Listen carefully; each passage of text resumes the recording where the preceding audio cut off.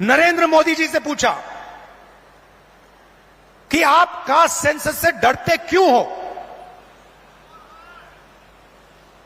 Caste census का data सबके सामने रख दो, जो आपकी सरकार की सच्चाई है, आप हिंदुस्तान की जनता को दिखा दो, डरो मत। मगर नहीं, उनके मंत्री कहते हैं हमारे ओबीसी के विधायक हैं,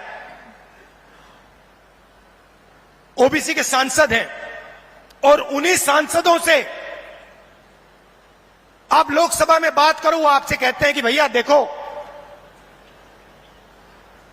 हमारे से कोई कुछ पूछता नहीं है,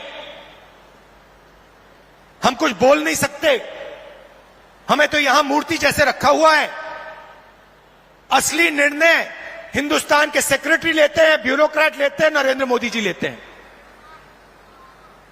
तो अगर ओबीसी को भागीदारी देनी है, दलितों को, आदिवासियों को, महिलाओं को भागीदारी देनी है, तो कास्ट सेंसस करवाना ही पड़ेगा।